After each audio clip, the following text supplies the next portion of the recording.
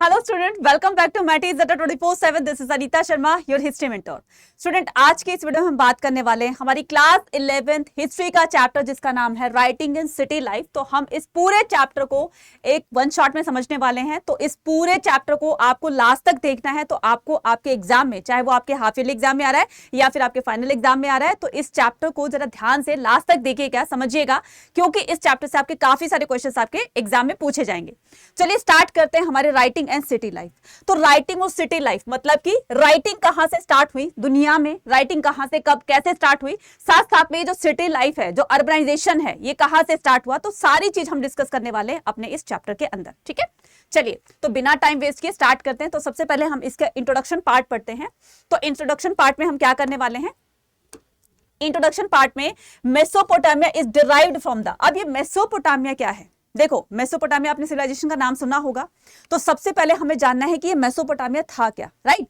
तो Mesopotamia is derived from the two Greek words. तो Mesopotamia जो सिविलाइजेशन है वो आपको ये पता होगा कि ये दुनिया की 4 ओल्डेस्ट सिविलाइजेशंस में से एक थी। ठीक है, जिसमें कि हमारी हड़प्पा भी ओल्डेस्ट सिविलाइजेशन में काउंट की जाती थी। तो Egypt civilisation, Harappa civilisation, Chinese civilisation और मेसोपोटामिया सिविलाइजेशन, तो ये 4 ओल्डेस्ट सिविलाइजेशन थी। तो सबसे पहले हम इसमें बात करते हैं किसकी, मेसोपोटामिया की। तो ये जो मेसोपोटामिया है, ये जो वर्ड है, ये कैसे बना? ठीक है, तो इसके बनने के पीछे रीजन क्या था, किस तरह से इसको बनाया गया, ध्यान से देखिएगा। Mesopotamia derived from the 2 Greek words mesos. तो ये 2 ग्रीक वर्ड से बना है मेसोपोटामिया। इन दोनों को जब हम ब्रेक करेंगे तो एक तरफ निकलेगा आपका मेसोस, ठीक है, एक तरफ क्या निकलेगा आपका मेसोस और दूसरी तरफ पोटामस। तो मेसोस का मीनिंग होता है मिडल यानी कि बीच का एरिया, और पोटामस का मीनिंग होता है रिवर, यानी कि 2 रिवर्स के बीच का जो एरिया है, लैंड है, उसको क्या कहा जाता है, मेसोपोटामिया, राइट। अब यहाँ पर 2 रिवर कौन कौन सी है जिसके बीच में बताया गया है कि ये लोकेटेड है मेसोपोटामिया। तो यहां देखिए, ये क्या है, ये तिग्री रिवर है, और ये क्या है, ये यूफ्रेट्स रिवर है, और इसके बीच में क्या है, ये है मेसोपोटामिया। तो 2 रिवर्स के बीच में जो एरिया है, जो लैंड है, उसको कहा जाता है मेसोपोटामिया। क्लियर है? आज के टाइम में ये इराक का पार्ट है। ठीक है, यहां पर देखो लिखा गया है ना कि आज के टाइम में ये इराक का पार्ट बन गया है, राइट। तो ये जो क्वेश्चन है ये बहुत बार पूछा जाता है आपके उसमें शॉर्ट क्वेश्चंस में। तो इसको जरा ध्यान से देखिएगा, 2 नंबर आपके कहीं नहीं जाने हैं। तो आपसे क्वेश्चन पूछा जाएगा कि what do you mean by the Mesopotamia, या मेसोपोटामिया कौन से 2 वर्ड से बना है। तो अलग अलग टाइप से आपसे क्वेश्चन पूछे जा सकते हैं। तो यहां से 1 मार्क 2 मार्क जो भी क्वेश्चन बनेगा वो आपका ये यहां से इंपॉर्टेंट रहने वाला है। In the beginning, the recorded of the history land mainly the urbanized south was called Sumer and अब यहाँ पर थोड़ा सा हम मैप को देखते हुए चलेंगे। तो इस मैप में क्या बताया गया है, तो हमने लोकेशन देख ली मेसोपोटामिया की, जो कि 2 रिवर्स के बीच में बसा हुआ था।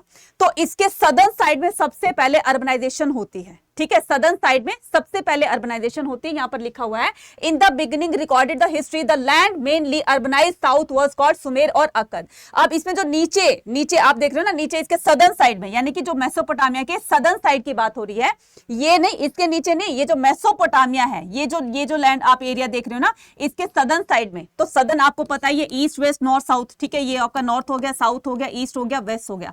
तो आप ये समझिए ये मेसोपोटामिया है, और इसके सदर्न साइड में तो सबसे पहले अर्बनाइजेशन हुई थी, और उस सदर्न साइड में अर्बनाइजेशन जहां से स्टार्ट हुई थी उस एरिया को क्या कहा जाता था, सुमेर और अक्कद कहा जाता था। क्या कहा जाता था, सुमेर और अक्कद, क्योंकि सुमेर जो थे ना, और क्या थे, यहीं पर सबसे पहले आकर स्टैब्लिश हुए थे, यहीं पर आकर बसने लग गए थे, इसलिए इस एरिया को, इस सदर्न वाले एरिया को क्या नाम दे दिया गया, सुमेर और अक्कद। ठीक है, अब ये जो बेबीलोनिया है, अब जरा ध्यान से देखिएगा। तो Babylonia was southern reason became the important after 2000 BCE।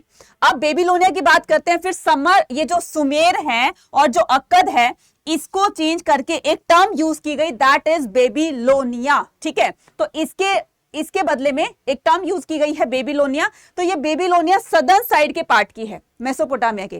तो जब सदर्न साइड में बेबीलोनिया के आने के बाद में, और ऊपर नॉर्थ साइड में कौन रहता था, ऊपर नॉर्थ साइड में Assyria was the region where the Assyrians established their kingdom in the north. North side में कौन रहता था, नॉर्थ साइड में असेरियंस रहते थे, यानी कि नॉर्थ साइड में यहां पर मैं लिख देती हूं असेरियन, और इस साइड में जब बेबीलोनिया इधर स्टैब्लिश हो गया था, और बेबीलोनिया का नाम जो है वो इन सुमेर और अक्कद को रिप्लेस करके किया गया था। तो ये 2000 BCE के बाद में, 2000 BC के बाद में इसको एक ऐसा इंपॉर्टेंट सेंटर बना दिया गया जहां से बहुत सारे ट्रेडिंग्स होते थे। तो ये जो मेसोपोटामिया है ये अपने बहुत सारी चीजों के लिए माना जाता है। सबसे पहले राइटिंग स्किल यहीं पर हुई थी, लिखना पढ़ना यहीं से सीखा गया था। इसके जो ट्रेडिंग रिलेशन थे यानी कि ट्रेड सबसे पहले यहीं हुआ था। तो काफी सारी चीजों के बहुत प्रॉस्पर भी था, है ना, लोगों के पास बहुत ज्यादा, प्रॉस्पर का मतलब समझते हो ना कि धन जायदाद बहुत ज्यादा थी, तो धनी लोग भी रहते थे। तो कहने का मतलब काफी सारी चीजों के बेस पर इस मेसोपोटामिया को जाना जाता है। तो आपको दो चीजें समझ में आ गई, सदर्न साइड में बेबीलोनिया और नॉर्थ साइड में ये जो अक्कद, ये जो असीरियन थे, ठीक है, ये आकर स्टैब्लिश हो गए हैं और फिर इसको नाम दिया गया असीरिया। कौन से को? नॉर्थ साइड में, यानी कि मेसोपोटामिया के नॉर्थ साइड में असेरियंस रहने लगे थे, इसलिए इसको नाम दिया गया असेरिया। और साउथ साइड में बेबीलोनिया यहां पर स्टैब्लिश हो गई थी और एक इंपॉर्टेंट कमर्शियल सेंटर बन गया था जहां से कमर्शियल एक्टिविटीज किया करते थे। ठीक है, हो गया kingdom in the north about the 1100 BCE। Next हम मूव ऑन करते हैं Mesopotamia and it's geographic.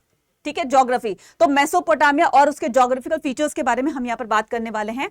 North में देखो यहाँ पर क्या कह रहा है, north east lie the green the undulating the plains gradually rising to tree covered mountain ranges with the clean stream and the wild flowers with the enough rainfall to grow the crops। अब देखो जहां पर rain बहुत ज्यादा होगी, जाहिर सी बात है कि वहां पर ग्रीनरी बहुत ज्यादा होगी, है ना। तो यहाँ पर ये जो ग्रीन वाला पार्ट देख रहे हैं ना, इसका मतलब ये कि इस एरिया में बहुत ज्यादा ये ग्रीनरी हुआ करती थी। ठीक है, यहाँ देखिए नॉर्थ ईस्ट का मतलब ये आपका साउथ ईस्ट नॉर्थ वेस्ट हो गया। तो नॉर्थ ईस्ट एरिया में नॉर्थ हो गया, ठीक है, और ये साउथ हो गया, ये आपका ईस्ट हो गया। तो नॉर्थ ईस्ट एरिया की बात हो रही है, यानी कि नॉर्थ ईस्ट एरिया ये वाला। तो मेसोपोटामिया के नॉर्थ ईस्टर्न साइड में क्या थे, ट्री कवर्ड माउंटेन रेंजेस। तो बड़े बड़े मतलब माउंटेन थे और उन माउंटेन्स के ऊपर क्या थे, ट्रीज वगैरह थे। तो ऐसा किस लिए होता था, क्योंकि वहां पर बारिश बहुत ज्यादा होती थी, रेन बहुत ज्यादा होती थी, और रेन की वजह से वहां की जो लैंड थी वो बहुत ज्यादा वहां पर ग्रीनरी पाई जाती थी, हरियाली पाई जाती थी, with the clean stream and the wild flowers. और क्लीन स्ट्रीम्स का मतलब होता है झरने, ये जो झरने वगैरह होते हैं, पानी की अवेलेबिलिटी वहां पर बहुत ज्यादा थी। साथ साथ में वाइल्ड फ्लावर्स यानी कि जंगली फूलों का भी वहां पर प्रूफ वगैरह मिले थे। तो बहुत सारे जंगली फ्लावर्स वगैरह भी होते थे, with enough rainfall to grow the crop. और इतनी वहां पर इनफ रेनफॉल होती थी कि अच्छी तरीके से वहां पर क्रॉपिंग हो जाया करती थी, कोई भी फसल जो थी वो बहुत अच्छे उसका प्रोडक्शन निकलता था। क्यों? क्योंकि रेन जहां पर अच्छी होगी, जाहिर सी बात है कि वहां पर एग्रीकल्चर का प्रोडक्शन भी ज्यादा ही होगा, right. So here the agriculture begin between the. अब बात आती है, क्वेश्चन 1 मार्कर में क्वेश्चन पूछा जाता है कि एग्रीकल्चर कहां से स्टार्ट होती है। तो 7000 से 600 BCE में एग्रीकल्चर स्टार्ट हो जाती है, राइट। और वो भी कहां पर, मेसोपोटामिया के अंदर। सो इन द नॉर्थ की बात है, मेसोपोटामिया के नदर्न साइड की बात है।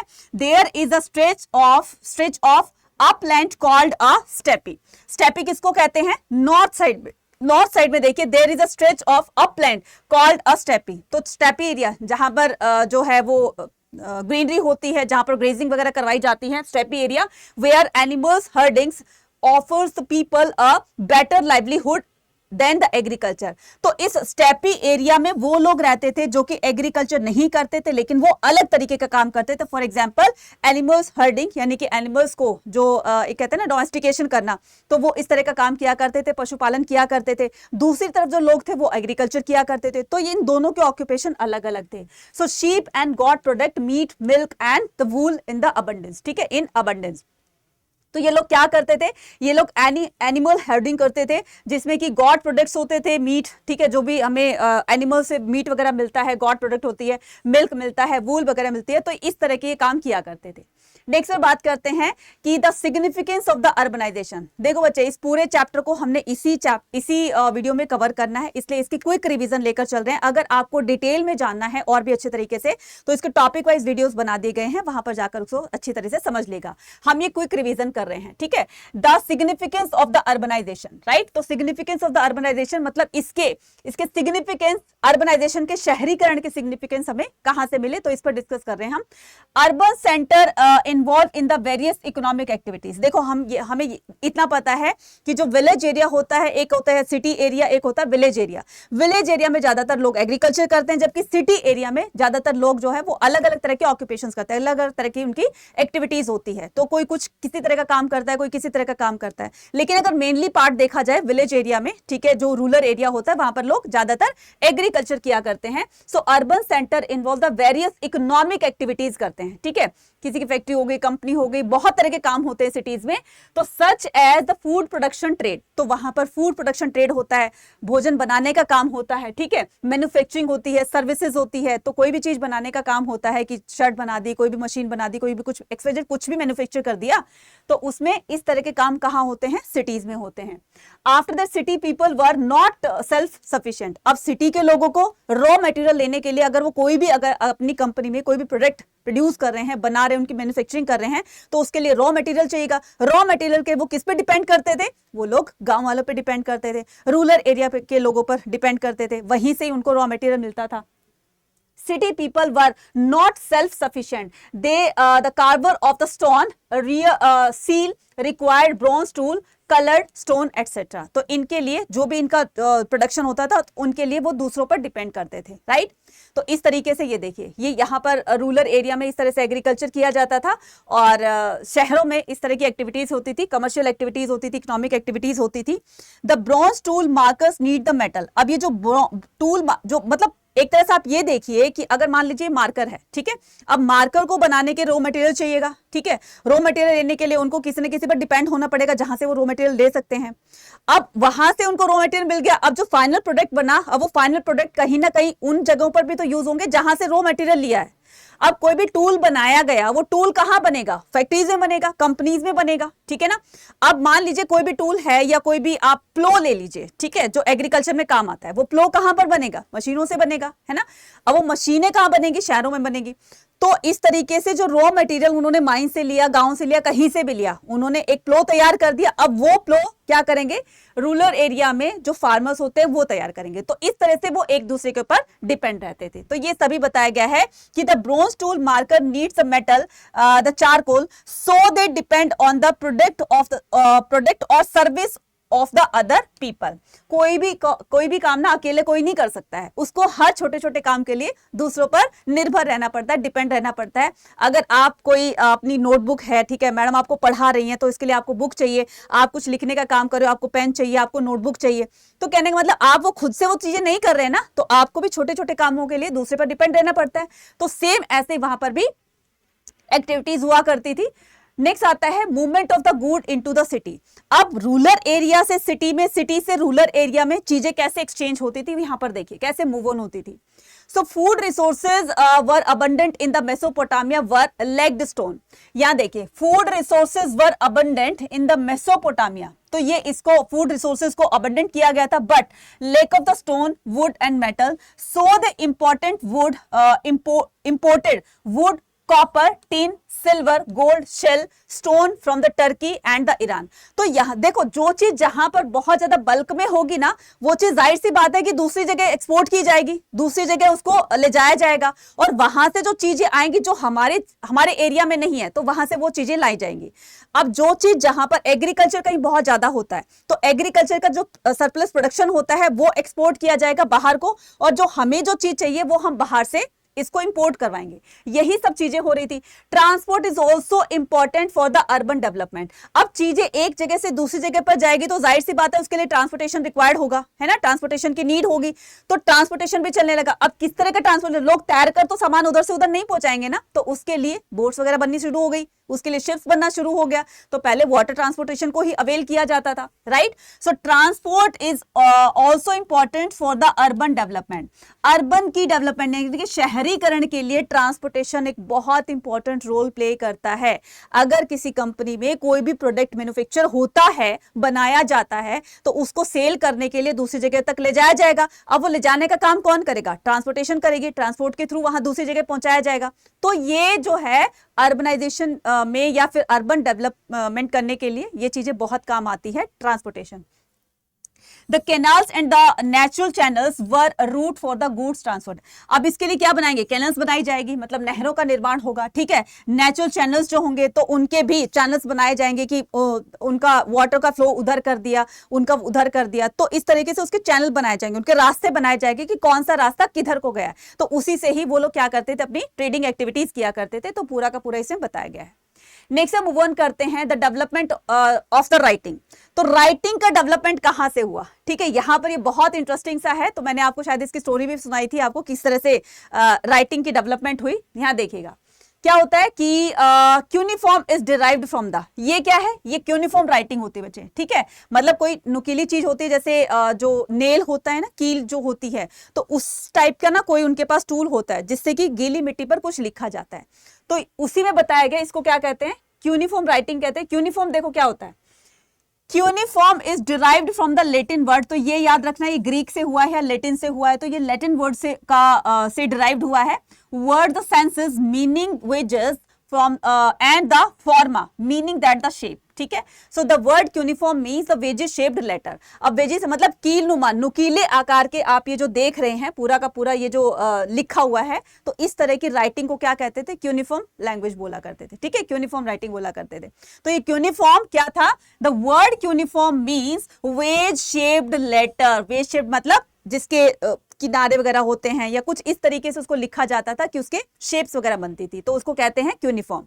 द मेसोपोटामिया टैबलेट्स, ये टैबलेट जो है वो खाने वाले टैबलेट नहीं है, या जो आपके गेम खेलने वाले टैबलेट नहीं है, ये टैबलेट वो होती थी जो कि गीली मिट्टी की बनी होती, मतलब मिट्टी की बनी होती थी इस तरीके से, राइट। तो क्या होता था कि Mesopotamian tablets contain the picture like the sign and the numbers. तो इस गीली मिट्टी पर क्या किया जाता था, गीली मिट्टी पर कुछ लिख दिया जाता था, फिर इसको सन ड्राइड किया जाता था, सुखाया जाता था, और फिर सुखाने के बाद जिस कंसर्न पर्सन को देना होता था, जहां पर कुछ लिख करके अपना मैसेज कन्वे करना होता था, तो उस गीली मिट्टी पर लिख करके इस तरह की राइटिंग में और उसको दूसरी जगह पर पहुंचा दिया जाता था जहां पर वो मैसेज कन्वे करना होता था, ठीक है। तो यहां पर देखिए इसको क्या कहा जाता है, इसको कहा जाता है टैबलेट्स।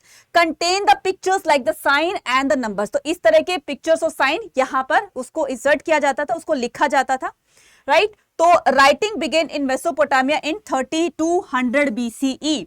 राइटिंग बिगेन मेसोपोटामिया कब, यहां से 1 मार्क का क्वेश्चन बनता है, और ये जनरल नॉलेज के लिए भी आपको पता होना चाहिए कि जो राइटिंग स्किल थी, राइटिंग जो थी वो कब से स्टार्ट हुई थी, मेसोपोटामिया में स्टार्ट हुई थी, और वो भी 3200 BCE में। लगभग आज से 3200 साल पहले की बात हो रही है, राइट। BCE यानी कि कॉमन एरा के 3200 ईयर्स पहले, जीसस क्राइस्ट के बर्थ के 3200 साल पहले मेसोपोटामिया में राइटिंग स्किल स्टार्ट हुई थी। Writing began when the society needed to keep the record of the transaction. अब ये राइटिंग क्यों लागू की गई, ये राइटिंग की रिक्वायरमेंट कहां हुई थी, जहां से ये राइटिंग शुरू हुई, स्टार्ट हुई, बिगिन हुई, क्यों हुई, इसकी क्या जरूरत पड़ गई थी। इसकी जरूरत एक्चुअल में ये हुई थी कि जब मैंने आपको स्टोरी सुनाई थी इसकी कि एक राजा होता है, वो अपने मैसेंजर को मतलब वर्बली मैसेज देता है कि तुम्हें ये वाला मैसेज दूसरे राजा तक उसको पहुंचाना है, ठीक है। और वो बार बार बेचारा क्या करता है कि बहुत दूर, एक तो वो राजा रहा करता था, तो उसका मैसेंजर बार बार उसको पहाड़ों पर क्रॉस करते हुए और बहुत ही मुश्किलों से बहुत काफी दिनों में वहां तक पहुंचता था, जहां जब तक वो पहुंचता तो वो आधी चीजें तो वो भूल जाया करता था, ठीक है। और फिर दोबारा आया, फिर दोबारा से मैसेज कन्वे करने के लिए उसको दोबारा बोला गया, दोबारा गया, वो फिर भूल गया। अब इस बार बार भूलने के चक्कर को मिटाने के लिए क्या किया गया, एक ऐसा तरीका निकाला गया जिससे कि मैसेज भी कन्वे हो जाता था और बाद में रिवर्ट भी मिल जाता था। तो उसके लिए क्या किया जाने लगा, ये राइटिंग स्किल डेवलप हुई। साथ साथ में किसके साथ में कितना ट्रांजैक्शन हुआ है, किसके साथ में कितनी ट्रेडिंग हुई है, इसका रिकॉर्ड रखने के लिए भी राइटिंग का होना बहुत जरूरी था, ताकि कहीं ना कहीं वो चीज मेंशन हो। आज भी तो यही किया जाता है ना, अगर कोई चीज हमें रिटन उसमें फॉर्म में मिलती है तो वो एक तरह से सॉलिड प्रूफ माना जाता है। इसी के चलते क्या हुआ था, इसी के चलते रिकॉर्ड रखने के लिए राइटिंग स्किल का जो है वो यूज होने लगा और इसकी रिक्वायरमेंट होने लगी।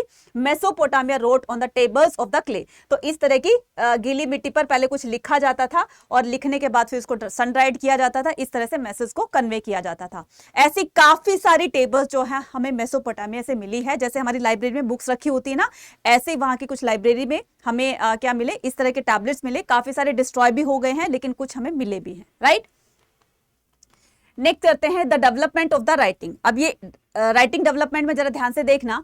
स्क्राइब किसको कहते हैं बच्चे? स्क्राइब कहते हैं जो लिखने का एक वो होता है, पेन टाइप में होता है, ठीक है। स्क्राइबर कौन होता है? उसको लिखने वाला होता है। तो स्क्राइब देखिए, scribe would impress the wedges shaped sign on the wet clay with the sharp end of the reed. Reed क्या होता है बच्चे? एक तरह का ना वो होता है, पौधा होता है, ठीक है, जिसको हिंदी में सरकंडा बोलते हैं ना, जो बुशेस वगैरह के आसपास में वो ग्रो किया जाता है, मतलब पानी के आसपास में जो पोंड वगैरह होता है ना, उसके आसपास में ही वो ग्रो होता है, ठीक है। और उसकी जो लकड़ी होती है उसी से ही एक टाइप का पेन से बनाया जाता था और उस पेन से ही वहां पर लिखा जाता था। ये देखिए, scribe would impress the wedges shaped sign on the wet clay, तो इसको गीली मिट्टी पर लिखा जाता था with the sharp end of the reed, तो इस रीड से लिखा जाता था। तो इसको क्या करते थे पहले, शायद ना हमारे ग्रैंड पेरेंट्स से, तो आपके भी ग्रैंड पेरेंट्स हैं, वो होता है ना, वो तख्ती टाइप में होता है, तो उससे ना कलम से लिखते थे। तो वो क्या होती थी, वो उसकी बनी होती थी, लकड़ी की बनी होती थी, रीड टाइप की बनी होती थी, कि उसको कलम बना देते थे, उसको थोड़ा सा शार्प करके और उसको इंक में डिप करके और उससे तख्ती लिखा करते थे, है ना। तो सेम उसी टाइप में यहाँ पर बताया गया है कि वंस द रिटन, एक बार जब उस पर लिखा जाता था, लिख दिया जाता था गीली मिट्टी पर, tablets were dried the hard in the sun and it would be almost indestructible, तो उसको मिटाना इम्पॉसिबल होता था। कि एक बार चलो उसने लिख दिया, उसको फिर सन ड्राइड किया और फिर उसको क्या किया, सन ड्राइड करने के बाद वो एज इट इज उसको जो है वो किसी तरह का कोई हार्म नहीं होता था, तो इस तरह से वो अपना मैसेज कन्वे कर दिया करते थे। लेकिन अब आपके दिमाग में क्वेश्चन आ रहा होगा कि मैडम ऐसा भी तो हो सकता है कि उस गीली मिट्टी को क्या उसको दोबारा यूज नहीं कर सकते थे? कर सकते थे, लेकिन वो रिकॉर्ड बन गया ना। अगर मान लो उसको डिस्ट्रॉय करके उसको फिर से दोबारा से उसको वेट कर दिया, उसको भिगो दिया, पानी में गीला कर दिया, फिर से उसका स्टफ बना करके दोबारा टैबलेट बना दी, तो वो पहले वाला तो बिल्कुल रिमूव हो गया ना। अब एक छोटा सा एग्जांपल हो, आपकी नोटबुक से कोई आपका बहुत इंपॉर्टेंट क्वेश्चन है, उसको टीयर कर दिया जाए, उसको फाड़ दिया जाए, फाड़ के उसको डस्टबिन में फेंक दिया जाए, ठीक है, ले गया, ठीक है, वो आपका रद्दी में चला गया, कहीं भी चला गया, तो आपको वो चीज दोबारा लिखनी पड़ेगी एज इट इज, ठीक है। तो ऐसा नहीं था एक बार लिखने के बाद में फिर उसको यूज नहीं किया जाए, यूज किया जा सकता था, लेकिन पहले वाले को मिटा करके उसको दोबारा बिल्कुल अच्छी तरह से डिस्ट्रॉय करके दोबारा वही चीज लिखना, तो वो थोड़ा सा एफर्ट का काम होता था। तो इस तरीके से क्या होता था, गीली मिट्टी पर लिख करके उसको सन ड्राइड किया जाता था। Once it dried the sign, जब एक बार ये सूख जाता था, sign could not be pressed on a table, तो कोई दूसरा साइन उस पर इंसर्ट नहीं किया जा सकता था। जैसे एक बार मान लो उस पर लिखा हुआ, सन ड्राइड किया, उसको धूप में सुखा लिया, तो अगर उस पर कुछ लिखना चाहेंगे ना तो वो लिखा नहीं जाएगा, क्योंकि एक बार जो उस पर लिख चुका है दैट लिख चुका है, ठीक है। So each transactions required a separate written tablets। तो मैंने कहा ना कि हर एक जितनी भी ट्रांजेक्शन होती थी उसका एक अलग रिकॉर्ड बनाया जाता था, ठीक है। जैसे हम पेज पर क्या करते हैं, क्वेश्चन लिख देते हैं, फिर जो नेक्स्ट क्वेश्चन होता है फिर उसको नेक्स्ट पेज पर लिख देते हैं, ठीक है। कई बार ऐसा होता है कि बहुत बड़े बड़े क्वेश्चन होते हैं तो वो एक ही पेज में आता है, छोटे छोटे क्वेश्चन होते हैं तो 2-3 आ जाते हैं उसमें, है ना। लेकिन वहां पर क्या लिखा जाता था कि जो ट्रांजेक्शन होती थी उसके लिए सेपरेट टैबलेट्स बनाई जाती थी और उन टैबलेट्स को रिकॉर्ड में रखा जाता था। So this why the tablets occur by the hundred at the Mesopotamian site, और इस तरह से हमें हजारों मेसोपोटामिया में इस तरह की टैबलेट्स मिली। By the 2600 BCE the letters became the cuneiform and the language was Sumerian। और सबसे पहले जो लैंग्वेज थी वो कौन सी थी बच्चे, वो सुमेरियन लैंग्वेज थी। बाद में सुमेरियन लैंग्वेज को जो रिप्लेस करेगी वो अक्कद लैंग्वेज करेगी और सुमेरियन लैंग्वेज हट जाएगी। तो इस तरीके से आपको यहाँ से जो क्वेश्चन मिलेंगे, इस पैराग्राफ से काफी सारे क्वेश्चंस आपको देखने को मिलेंगे, और इस तरह से साइन इंसर्ट किए जाते थे। ये जो बर्ड है, ये फिश है, फिश की टाइप है, ये फुट के टाइप है, ये आपके जो है सन के टाइप है, ठीक है, ये ग्रेन्स के टाइप हैं, ये ऑर्चार्ड है, ये प्लो है। तो इस तरह से काफी सारे साइंस जो हैं वो साइन के जरिए ही लोगों को समझाया जाता था या फिर उनको समझा जाता था, ठीक है। नेक्स्ट मूव ऑन करते हैं, the system of the writing. तो the sound that a cuneiform sign represent was not a single consonant or the vowel but syllables Thus the scribe had to learn 100 of sign. खाली एक जैसी इसकी language नहीं होती थी कि एक बार कोई पिक्चर बना दी दैट्स इनफ कि उसे काफी सारी चीजें क्वेश्चन मतलब उससे ठीक हो जाती थी। अब देखो सन को ना अलग अलग फॉर्म में दिखाया गया है। इसका मतलब ये कि एक बार सन को जैसे बना दिया तो उसकी फॉर्म को वैसे ही कंसिडर नहीं किया जाता था।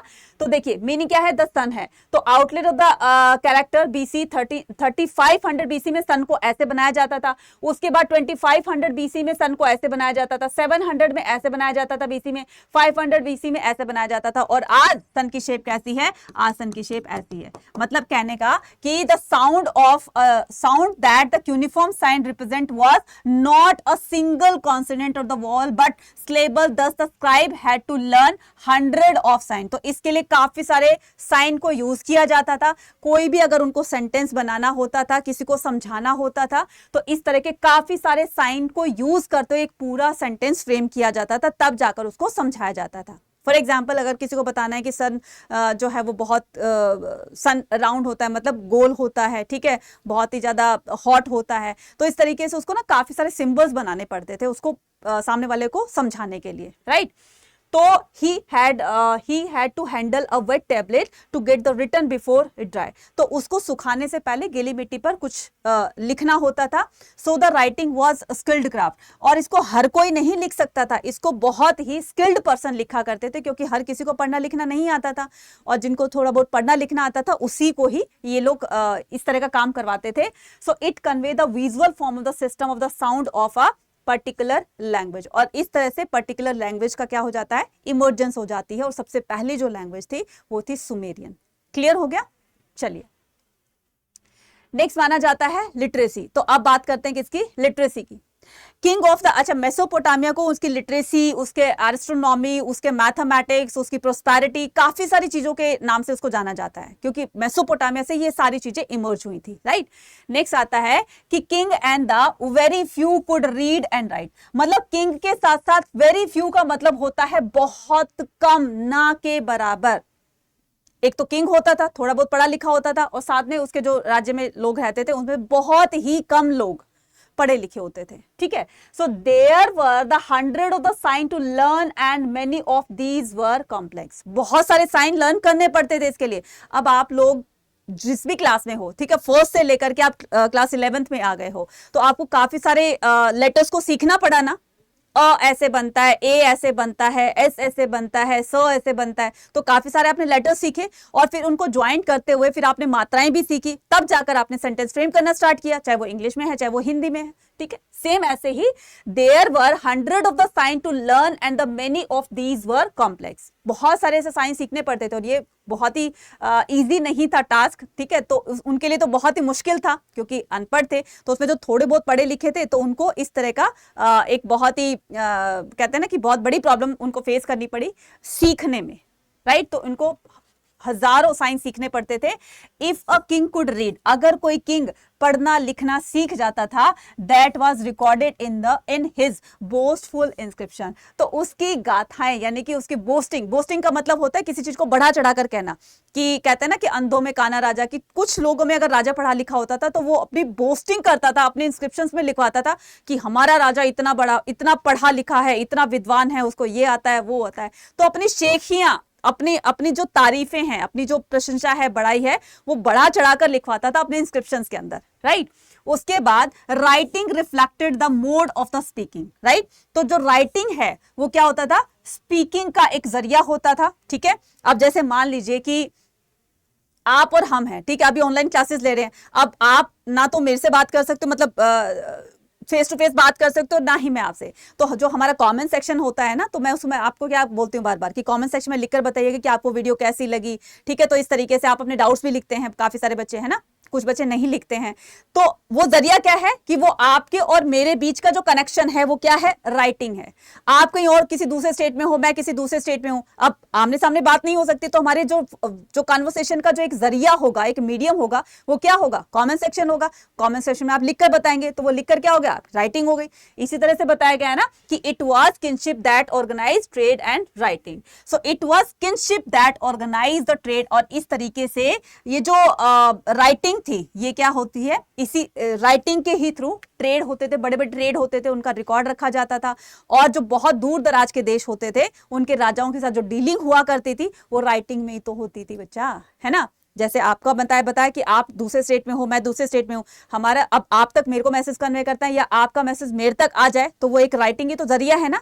तो सेम ऐसे ही उनके यहां भी होता था, ठीक है। नेक्स्ट होता है urbanization in the southern Mesopotamia temples and the king. सबसे पहले टेम्पल्स के साक्ष्य भी हमें मेसोपोटामिया से मिले, ठीक है। नेक्स्ट देखिए कि 5000 BCE settlements begin in Mesopotamia. Mesopotamia में 5000 साल पहले, मतलब 5000 BCE में मेसोपोटामिया में सेटलमेंट, यानी कि लोगों ने एक जगह सेटल्ड होना स्टार्ट कर दिया था, लोगों की सेटलमेंट स्टार्ट हो गई थी। द अर्लिएस्ट सिटी, सबसे पहली जो सिटी थी, the earliest cities emerge from some of these settlement. अब जहां पर लोगों ने बसना शुरू कर दिया था, वहीं पर ही क्या बन गई, सिटी इमर्ज होने लगी। सिटीज का यानी कि नगरों का, शहरों का निर्माण होने लगा। There were the 3 kinds of cities, 3 तरह की सिटीज होती थी। कौन कौन सी? First is city that developed around the temple, वो सिटी जो टेम्पल्स के आसपास में बसी होती थी। जैसे इसका रीजन क्या था, अब मान लीजिए यहां पर कोई टेम्पल बना हुआ है, ठीक है, टेम्पल बना हुआ है। अब टेम्पल के जब कंस्ट्रक्शन होता है तो उसमें काफी सारा मटेरियल चाहिए होता है, ठीक है, उसको सीमेंट चाहिए होंगी, उनको ब्रिक्स चाहिए होंगी, उनको स्टोन्स चाहिए होंगे, डेकोरेशन के लिए सामान चाहिए होंगे। अब ये जो अलग अलग शॉपकीपर हैं जो कहीं कहीं से आते हैं, जहां से इनको सामान लेने के लिए दूसरी जगह पर जाना होता था, तो इन लोगों ने क्या सोचा, यार कहीं क्यों ना हम कंस्ट्रक्शंस के आसपास में ही अपनी शॉप लगा लें, है ना, ताकि उनको ज्यादा दूर ना जाना पड़े और हमारा भी साथ साथ में ट्रेड, हमें भी बेनिफिट होता रहेगा, प्रॉफिट मिलेगा हमें। और धीरे धीरे लोग यहाँ पर मंदिर के अराउंड, यानी कि जो टेम्पल है उसके अराउंड बसने लगे और वहां पर एक नगर का निर्माण हो गया, वहां पर एक सिटी बन गई। तो पहले टाइप तो ये है सिटी का, फर्स्ट टाइप ये है कि city that developed around the temple. Next आता है हमारे पास city that developed as the centre of the trade. वो सिटी जो ट्रेडिंग पर्पज से बनाया गया था, वो सिटी जहां पर बहुत ज्यादा कमर्शियल एक्टिविटीज होती थी। एक तो ये था जो टेम्पल्स के आसपास था, जिनको टेम्पल सिटीज बोला जाता है। एक वो था जिनको कमर्शियल के पर्पज से उसकी इंपॉर्टेंस ज्यादा थी। फॉर एग्जांपल अब जैसे दिल्ली है, ठीक है, दिल्ली में कमर्शियल एक्टिविटीज बहुत ज्यादा होती है न्यू दिल्ली में, क्योंकि वो हब है, क्योंकि वहां पर हमारी जो गवर्नमेंट के ऑफिसेज हैं वो मोस्टली हमारे दिल्ली में ही हैं। वहीं से ही पूरे जो है जो भी रूल रेगुलेशंस बनते हैं तो वहीं पर प्लान किए जाते हैं, तब जाकर पूरे उसमें एग्जीक्यूट होते हैं। तो कहने का मतलब ये कुछ सिटी वो थी जहां पर जिनको ट्रेड सेंटर बना दिया गया था। और थर्ड नंबर पर कहते हैं इंपीरियल सिटी, जहां पर राजा रहा करते थे, ठीक है, इंपीरियल सिटी जहां पर राजा के साथ साथ में उनके नॉबल्स, यानी कि उनके जो मिनिस्टर्स वगैरह हैं या जो रिच फैमिली के लोग रहते हैं, तो बड़े बड़े पैलेसेस में रहते थे। तो एक वो एरिया था जहां पर राजा और जो रिच पीपल होते थे वो रहते थे। तो 3 तरह की सिटी हो गई ना, कौन कौन सी? City is the development around the temple, commercial trade के लिए जो बनाए गए थे सिटीज बनाई गई थी वो, और थर्ड होगी आपकी इंपीरियल सिटीज। समझ में आया कि नहीं? कमेंट सेक्शन में जरूर लिखकर बताइएगा, कंजूसी मत कीजिएगा, ठीक है। नेक्स्ट, तो अब नेक्स्ट आता है, तो नेक्स्ट ये 3 तरह की सिटीज पढ़ने के बाद हम क्या करेंगे यहां पर देखते हैं, ठीक है। यहां पर हम क्या देखने वाले हैं कि the earliest known the temple was a small shrine made of the unbaked bricks. जो सबसे पहले जो टेम्पल बनाए जाते थे ना, सबसे पहले जो टेम्पल्स बनाए जाते थे वो किस तरह से, बहुत ही छोटे से स्मॉल रूम होता था, बहुत छोटा सा रूम होता था, ठीक है। और वो जो टेम्पल बनाया जाता था, ठीक है, और श्राइन मेड ऑफ द, और इसमें जो वो होता था मूर्ति वगैरह रखी जाती थी जो भी गॉड की, तो वहां पर छोटी छोटी मूर्तियां रखी जाती थी। और जो टेम्पल बनाया जाता था छोटा सा, तो इसको अनबेक्ड यानी कि कच्ची ईंटों से बनाया जाता था, पकी हुई ईंटों इसमें यूज नहीं की जाती थी। जो बर्न ब्रिक होती थी वो तो बिल्कुल यूज नहीं की जाती थी। इवन ईंटें तक भी जो है वो कच्ची होती थी, मिट्टी की होती थी। जैसे हमें जो हड़प्पा सिविलाइजेशन में जो ड्रेनेज सिस्टम था वो बर्न ब्रिक से बना हुआ था, उसका जो ग्रेट बाथ था वो बर्न ब्रिक से बना हुआ था। लेकिन मेसोपोटामिया में जो सबसे पहले टेम्पल्स के हमें प्रूफ मिले, एविडेंसेस मिले, वो मिले थे कि वो जो है वो अनबेक्ड ब्रिक्स के बने हुए थे। Temples were the residence of the various God. अब आपने कभी देखा होगा पहले के टेम्पल कैसे होते थे कि एक भगवान शिव की मूर्ति रखी हुई है मेन, ठीक है, शिवलिंग रखे हुए हैं, और उसके चारों तरफ ना एक जगह तो गणेश जी की रखी हुई, एक जगह पार्वती की रखी हुई, एक जगह नंदी बैल रखा हुआ, एक जगह कहीं और। तो बहुत सारे भगवानों को ना एक सर्कल में, इस तरह से सर्कल में ना, इस तरह से बीच में शिवलिंग होता था और बहुत तरह के जो है भगवान की मूर्तियां इनके चारों तरफ रखती जाती थी। तो माना जाता था कि ये इनका पूरा का पूरा घर है, मतलब इनकी फैमिली है, right. So the temples were the residence of the various God, ठीक है। तो कौन कौन से गॉड की, मेसोपोटामिया की बात हो रही है, ये तो मैंने अपने हिंदू टेम्पल्स की बताई है, तो यहाँ मेसोपोटामिया की बात हो रही है।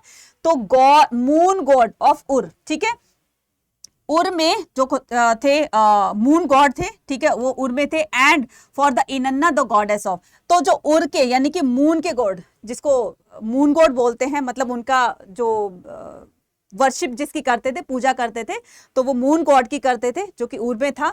और उसका था इनन्ना, इनन्ना एक देवी का नाम था, ठीक है, जो कि मानी जाती थी कि वो लव और वॉर की देवी है, ठीक है, वो प्यार और युद्ध की देवी मानी जाती थी, जिसका नाम इनन्ना था। So temples became the larger over the time, several rooms, फिर धीरे धीरे टेम्पल्स बड़े होने लगे, उनका एरिया बड़ा होने लगा, ठीक है, उनको बड़े बड़े बनाने लगे और फिर बड़ी बड़ी मूर्तियां उसमें रखने लगे। पहले छोटी छोटी रखते थे, फिर बड़ी बड़ी रखने लगे, क्योंकि टेम्पल का एरिया बड़ा हो गया था।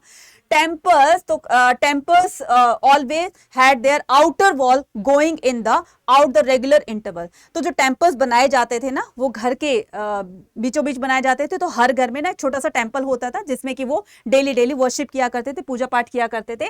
The God was the focus of worship, और जो द गॉड था उसकी वर्शिपिंग होती थी, उसकी पूजा वगैरह की जाती थी। तो अपने तरीके से वो पूजा करते थे, जिस भी गॉड को मानते थे, राइट। नेक्स्ट आता है कि urbanization in the southern Mesopotamia, right. So archaeologist record that show that villages were periodically relocated the Mesopotamia history because of the flood in the river and change in the course of the rivers। देखो archaeological records क्या कहते हैं, archaeological records क्या कहते हैं, खुदाई के दौरान जो हमें चीजें मिली, जो हमें प्रूफ मिले, एविडेंसेस मिले, उनके आधार पर कहा जा सकता है कि that villages were periodically relocated in the Mesopotamia. मतलब रीलोकेट का मतलब है जब एक कोई भी नेचुरल कैलेमिटीज आ जाती हैं, फ्लड आ गया या फिर बहुत ड्राई हो गया है, ठीक है, ड्रॉट आ गया है, तो लोग क्या करते थे, गांव का गांव उठ करके पूरा चेंज हो जाता, तो उसको रीलोकेट किया जाता था, उसको दोबारा से लोकेट किया जाता था, बनाया जाता था, ठीक है।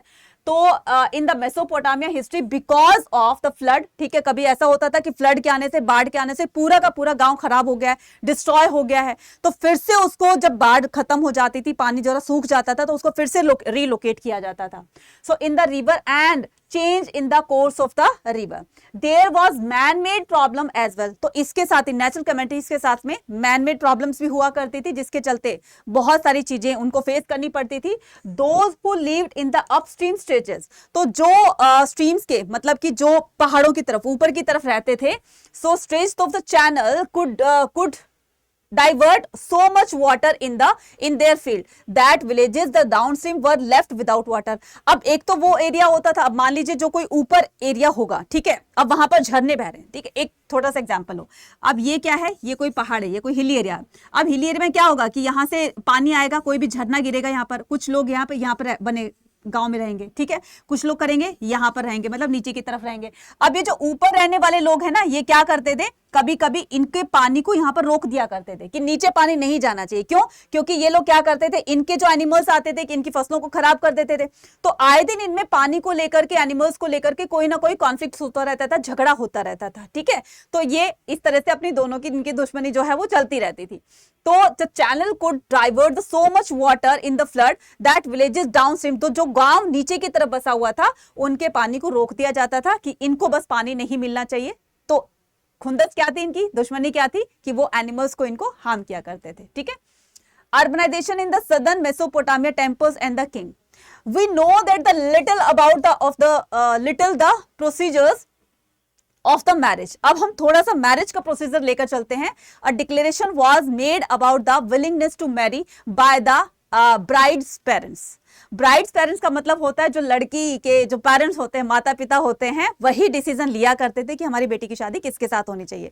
वही उनके लिए सुंदर योग्य वर्ड ढूंढा करते थे और उनकी शादी कर दिया करते थे, है ना। तो मतलब कहने का मतलब ये कि टोटली जो है शादी होती थी तो वो मेनली पेरेंट्स के डिसीजन पर होती थी, ठीक है, अपने आप से कोई डिसीजन लिए। देखो, made about the willingness to marry by the bride's parents, ठीक है। तो ब्राइड्स पेरेंट यानी कि लड़की के माता पिता के मर्जी के ही अकॉर्डिंग होती थी, right. Life in the city, narrow winding the street indicate the wheel carts could not have reached many of the houses। ठीक है, अब ये क्या है, ये व्हील कार्ट है, ठीक है। तो इसमें क्या बताया जाता था, इसमें बताया जाता है कि narrow winding the street indicate the, तो छोटे छोटे जो सिकुड़ी सिकुड़ी गलियां होती थी, स्ट्रीट्स होती थी, तो उसमें the wheel cart could not, तो जो व्हील कार्ट होती थी, व्हील कार्ट मतलब जो भी जैसे अनाज की बोरियां किसी बुल्लक कार्ट में लाद दी जाती थी, और वो बुल्लक कार्ट में ना, वो बुल्लक कार्ट वहां तक नहीं पहुंच पाता था। किसी घर में मान लीजिए कि व्हीट जो है वहां तक पहुंचाना है, ठीक है, जो बोरियां होती हैं वो पर्टिकुलर उस घर तक पहुंचाना है, लेकिन जो गलियां होती थी वो बहुत नैरो होती थी, बहुत ही सिकुड़ी होती थी, बहुत ही मतलब कंजस्टेड होती थी, तो वहां पर ना बुल्लक कार्ट या जो भी व्हील कार्ट हो गया वो वहां तक नहीं जाता था। तो देखो इस तरीके से बताया गया है, could not have reach many of the houses sack of the grain and the fire wood have to reach on the donkey. तो इसके लिए वो क्या करते थे, डंकीज का यूज करते थे। अब वहां गली के बाहर तक तो पहुंच गया, लेकिन अंदर तक पहुंचाने के लिए जो सेक्स होते थे, सेक्स का मतलब होता है बोरियां, ठीक है, तो वो डंकीज का यूज करते थे, डंकी के उस पर लाद करके और उस घर तक पहुंचा करते थे, ठीक है। So town planning and the street drain were absent and, तो ये जो टाउन प्लानिंग है कि टाउन की प्लानिंग जैसे करते हैं ना कि मतलब ब्रॉड वो होना चाहिए, स्ट्रीट होनी चाहिए ताकि आने जाने में किसी को कोई दिक्कत ना हो, तो इस तरह की प्लानिंग जो थी उसकी कमी देखी गई कहां पर, उर सिटी में। तो ये उर क्या था, ये मेसोपोटामिया की एक सिटी थी। नेक्स्ट बात करते हैं instead of the drains clay pipes का मतलब मिट्टी के पाइप्स होते थे। Instead of the drain clay pipes were found in the inner country yard of the houses. तो घरों में ना कच्ची, ऐसा नहीं था कि मिट्टी के पाइप बनाए जाते थे, मतलब कच्ची नालियां होती थी। जैसे मेसोपोटामिया से अगर हट की बात करें किसकी, हड़प्पा सिविलाइजेशन की, तो वहां पर बर्न ब्रिक यानी कि पकी हुई ईंटों से नालियां बनाई जाती थी, तो वो पक्की तरीके से बनती थी। लेकिन मेसोपोटामिया में कच्ची जो जमीन होती है वहीं पर ही नालियां बनाई जाती थी, कोई ड्रेनेज सिस्टम उसे सोच समझकर नहीं बनाया गया था। So houses roof sloped inwards and the rain water was the channelled via the drain pipes into a sumps in the inner country yard. तो एक तरह का ना वो जो रास्ता बनाया जाता है ना, जैसे मान लीजिए ये इस तरह का, यहाँ पर देखिए, तो ये क्या है, ये सब पर, तो ये जब छत पर पानी, बारिश का पानी इकट्ठा हो जाता था तो इसमें जो पाइप लगाया जाता था, मतलब जो इस तरीके से एक लाइन बना दी जाती थी ना, घर में कुछ थोड़ा सा स्पेस छोड़ दिया जाता था, तो उसके थ्रू क्या होता था, पानी यहाँ पर आता था और इस तरीके से बाहर निकाला जाता था, ठीक है, या फिर उसको स्टोर कर लिया जाता था, राइट। तो इस तरीके से ये ड्रेनेज सिस्टम है, देखो हर घर में ना इस तरह का ड्रेनेज सिस्टम बनाया गया था, राइट। तो ये पानी स्टोर हो जाता था, इस पानी को क्या करते थे, ड्रेन करते थे, और इस छत के पूरे पानी को, आज भी तो यही होता है ना कि पाइप्स हमारे घर में दिए होते हैं, उस पाइप के जरिए छत का पूरा पानी पाइप के थ्रू निकलता है और वो बाहर रोड पर आ जाता है। सेम इसी तरीके से बनाए गए थे, बट वो मिट्टी के कच्चे तरीके से बनाए गए थे, राइट। नेक्स्ट आता है अ ट्रेडिंग टाउन इन अ पेस्ट्रल जोन, ठीक है। अब पेस्ट्रल जोन मतलब, पेस्ट्रल जोन का मतलब जहां पर ग्रेजिंग वगैरह, ग्रीनरी वगैरह बहुत ज्यादा होती थी, तो उस टाइम में किस तरह का ट्रेडिंग हुआ करता था, ध्यान से देखना। After the 2000 BCE the royal city of the मारी, रॉयल सिटी ऑफ द मारी, रॉयल सिटी का मतलब है जहां पर रिच फैमिली, जहां पर राजा लोग रहते थे, तो एक का नाम था मारी, ठीक है, ये सिटी का नाम है। फ्लरिश मारी वॉज फ्लरिश्ड, फ्लरिश का मतलब होता है फलती फूलती है, और ये फलती फूलती का कारण क्या है, ठीक है, क्यों ज्यादा इतनी ज्यादा फ्लरिश होती है, क्योंकि यहाँ पर सबसे ज्यादा एग्रीकल्चर प्रोडक्शन होता था, बारिश बहुत ज्यादा होती थी जिसकी वजह से एग्रीकल्चर प्रोडक्शन बहुत ज्यादा निकलता था। तो एग्रीकल्चर प्रोडक्शन जहां पर ज्यादा होगा तो सरप्लस की वजह से एक्सपोर्ट करेगा वो बाहर के अलग अलग एरियाज में, उनके पास पैसा आएगा, इस तरह से वो फ्लरिश हो जाती थी। तो मारी was located on the upstream of the Euphrates river के अप साइड में, अपर साइड में, ये क्या है आपकी, ये यूफ्रेट्स रिवर है, ठीक है, ये क्या है, यूफ्रेट्स रिवर है। तो ये जो मारी है, ठीक है, तो ये कहां पर, अपस्ट्रीम ऑफ द यूरोप, ठीक है। तो ये जो स्ट्रीम है तो उसके अपर साइड में ये आप मारी देख रहे हो ना, ये रही, ठीक है, यहां पर क्या है, ये मारी है। तो ये मारी लोकेटेड थी। Agriculture and animal rearing were carried out on this region. तो यहां पर देखिए एग्रीकल्चर और एनिमल रियरिंग, अब जहां पर ग्रीनरी होगी तो जाहिर सी बात है कि वहां पर पशुओं को भी चराया जाएगा, उनको ग्रेजिंग कराया जाएगा, बारिश ज्यादा होगी तो वहां पर एग्रीकल्चर का प्रोडक्शन भी बहुत अच्छा है। तो दोनों तरह के काम होते थे, यहां पर एनिमल हस्बेंड्री भी होती थी और साथ साथ में एग्रीकल्चर भी होता था। Most of the region was use for the pasturing the sheep. ये ज्यादातर एरिया जो है वो शीप और गॉट को यहाँ पर उसका पालन ज्यादा होता था। Herders exchange the animals. अब ये जो हर्डर्स होते थे जिनके पास में एनिमल्स होते थे, एक तो वो थे जो एग्रीकल्चर किया करते थे, एक वो थे, अभी थोड़ी देर पहले पढ़ा ना हमने कि दो तरह के लोगों का ऑक्यूपेशन था। एक तो वो थे जो एनिमल हस्बेंड्री किया करते थे जिनके पास एनिमल्स थे, और एक वो एरिया थे जो एक वो लोग थे जो इस तरह के एग्रीकल्चर प्रोडक्शन में बिजी हुआ करते थे। तो यहां पर देखिए हर्डर्स एक्सचेंज द एनिमल। अगर उनको कोई चीज चाहिए होती है, कोई एनिमल प्रोडक्ट चाहिए होता है, तो वो बदले में उनको ग्रेन देते थे, अनाज देते, और ये बदले में उनके एनिमल प्रोडक्ट्स को देते थे। इस तरह से दोनों में एक्सचेंज हुआ करता था। तो चीज फॉर एग्जाम्पल एनिमल्स, चीज, the leather and the meat in the return for the metal tools etcetera with the farmers. तो वो इस तरह से चीजों को एक्सचेंज कर दे, फॉर एग्जाम्पल बार्टर सिस्टम। ठीक है, नेक्स्ट होता है trading town in the pastoral zone में हम करने वाले हैं nomadic group of the western desert flittered. ठीक है, नोमैडिक ग्रुप। ठीक है, नोमैडिक कौन होता है? घुमंतु होते हैं जो एक जगह पर बिल्कुल नहीं रुकते हैं। थोड़े दिन एक जगह पर स्पेंड किया, वहां के रिसोर्सेज खत्म हो गए, यूज कर लिए उन्होंने, वहां का जो भी उनको मिलता रहा वो जब तक खत्म मिलता रहा तब तक वहां स्टे रहे, जब तक खत्म हो गए तो फिर दूसरी जगह पर निकल जाते हैं। तो ये जो यायावार होते हैं, घुमंतु होते हैं, इनको कहा जाता है नोमैडिक ग्रुप्स। ठीक है, जो एक जगह से दूसरी जगह पर मूव ऑन करते रहते हैं। तो on the western desert the filtered into the prosper agriculture land such group would come as the herders. अब यही लोग क्या होंगे जो एक जगह से दूसरी जगह पर मूव ऑन करते रहते हैं, इन्हीं के पास में ही हर्डर्स होंगे, इन्हीं के पास में ही एनिमल्स होंगे।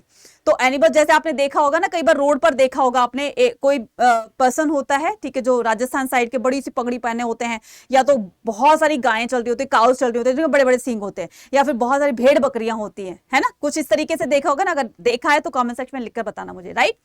तो क्या होता है कि such groups would come to as the herder, harvest, labours and the hired soldiers as the settle down. Such group, कौन सा ग्रुप? ये जो नोमैडिक ग्रुप होता है, इस तरह के ग्रुप में कम एज द हर्डर्स, जिनके पास में एनिमल्स होते थे, एनिमल्स को साथ लेकर चलते थे।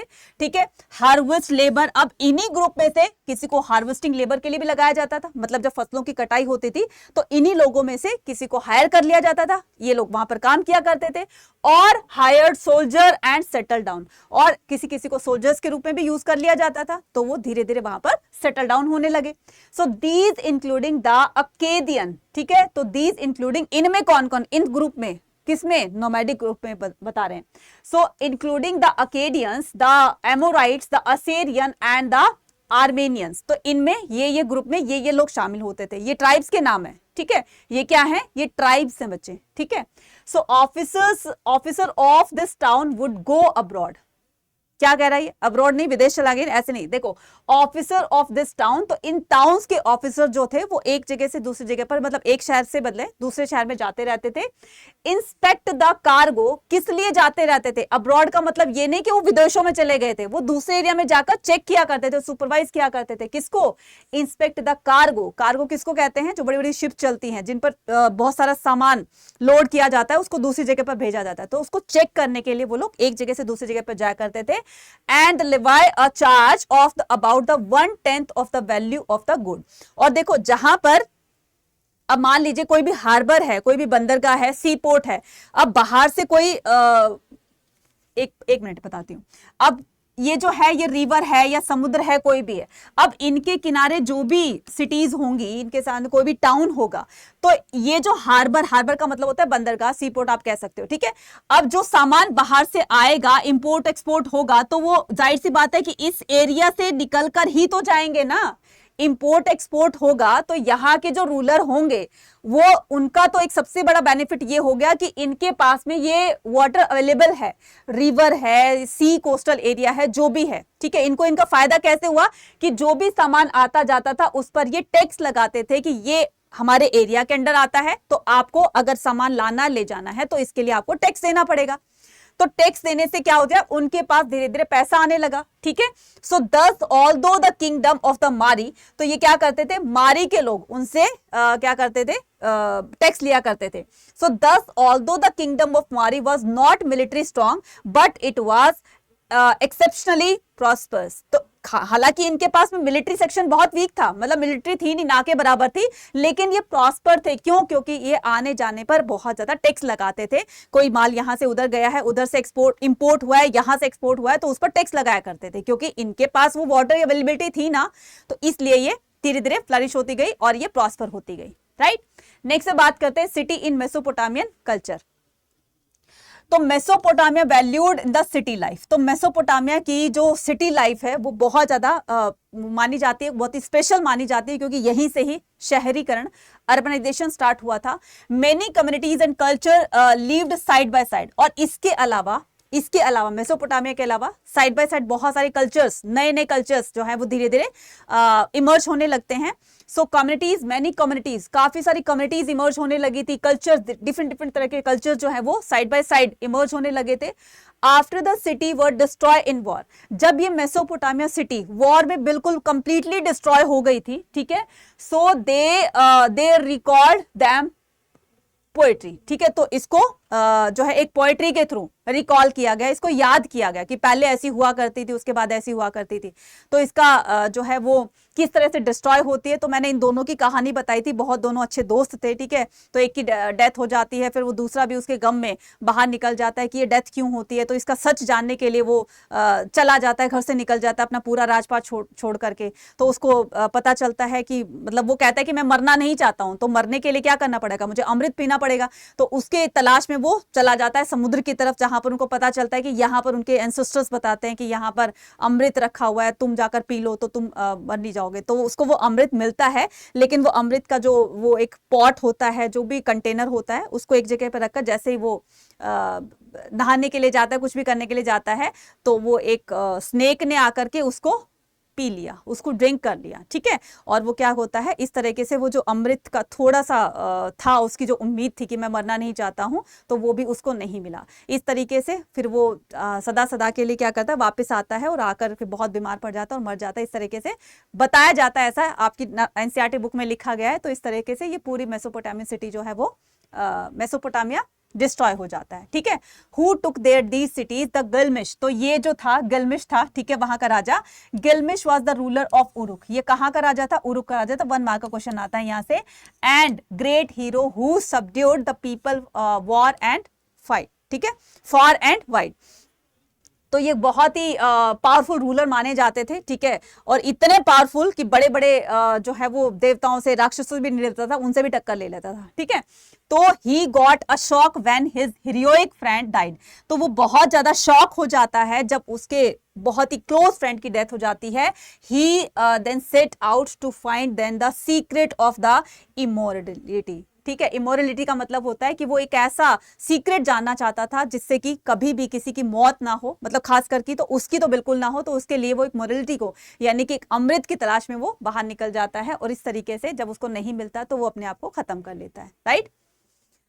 हाँ, तो लेगेसी ऑफ द राइटिंग, ठीक है। तो the greatest legacy of Mesopotamia, तो calendar, the division of the year into the, तो ये जो हमारे 12 मंथ का जो डिवीजन है ना, जनवरी से लेकर दिसंबर तक का, तो ये किसकी देन है? ये मेसोपोटामिया की देन है। साथ साथ में the division of the month into the 4 weeks. अब इस मंथ को, 12 मंथ को, यानी कि 1 मंथ में कितने वीक्स होने चाहिए? 4 वीक्स होने चाहिए। तो इसको भी डिवाइड किया गया मेसोपोटामिया में से ही। और डिवीजन ऑफ द डे, तो पहले एक साल को 12 मंथ में डिवाइड किया गया, ठीक है। 1 मंथ को 4 वीक्स में डिवाइड किया गया। उसके बाद 1 डे को 24 आवर्स में डिवाइड किया गया, और उसके बाद 1 आवर को 60 मिनट्स में डिवाइड किया गया। तो ये सारी की सारी देन ये मेसोपोटामियन लोगों की ही है, right. Next, the legacy of the writing में मैथमेटिकल कंट्रीब्यूशन। सबसे पहले मैथमेटिकल कंट्रीब्यूशन यहीं से ही जो है देखने को मिलता है। Tablets with the multiplication of the division tables, ठीक है। सो टैबलेट्स विद द मल्टीप्लिकेशन, तो जो टैबलेट्स मिली ना, मिट्टी की जो टैबलेट्स मिली, उसमें काफी सारे हमें टेबल्स देखने को मिलते हैं, ठीक है। स्क्वायर रूट टेबल, तो ये जो स्क्वायर रूट है ना, कि किसका जो है वो कितना स्क्वायर रूट होता है, तो फटाफट से आपको क्या लिखकर बताना है? आपको मुझे लिखकर बताना है 25 का स्क्वायर रूट क्या होता है, ठीक है। तो ये मुझे कमेंट सेक्शन में लिखकर बताइएगा, राइट। तो square root table of the compound interest, ठीक है। और ये कंपाउंड इंटरेस्ट क्या होता है? सिंपल इंटरेस्ट होता है, वो तो आपको पता ही है, ठीक है। प्रिंसिपल प्लस वो जो भी वो होता है, ठीक है। उसके बाद इंटरेस्ट के ऊपर जो भी इंटरेस्ट लगता है उसको कंपाउंड इंटरेस्ट कहते हैं, ठीक है। इंटरेस्ट का आई थिंक तो फॉर्मूला यही होता होगा ना कि प्रिंसिपल इनटू रेट और इनटू टाइम, यही होता है ना।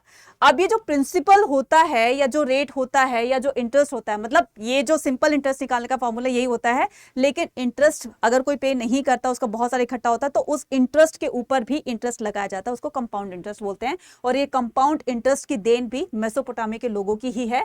There was solar and the lunar eclipse जो होते हैं, सूर्य ग्रहण और चंद्र ग्रहण होता है, सो वर ऑब्जर्व्ड एंड रिकॉर्डेड। तो ये वहां पर भी वहीं से ही ऑब्जर्व किया गया था, उसको रिकॉर्ड किया गया था। After that there were the schools where the student read and copied earlier written table, और वहां के जो स्कूल में बच्चे टेबल्स वगैरह लिखते थे तो वहां से कॉपी किए गए हैं। इस तरीके से आज तक वो स्क्वायर रूट वाला फंडा जो है वो चलता आ रहा है, टेबल्स का फंडा चलता आ रहा है। आपको लगता होगा ना कि यार ये टेबल किसने बनाई है ना, मैथमेटिक्स में स्क्वायर रूट किसने बनाया, तो एक बार मिल जाए, पता चल जाए ना, तो उसको तो हम छोड़ेंगे नहीं, ये वहीं की देन है, ठीक है ना।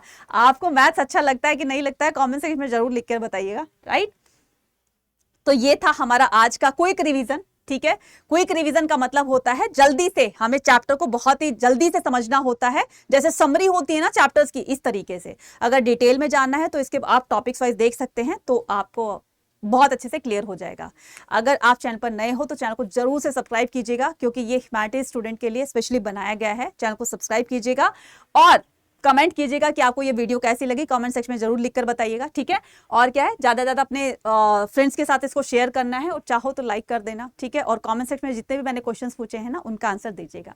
मिलते हैं अपनी नेक्स्ट वीडियो में, till then take care, bye bye.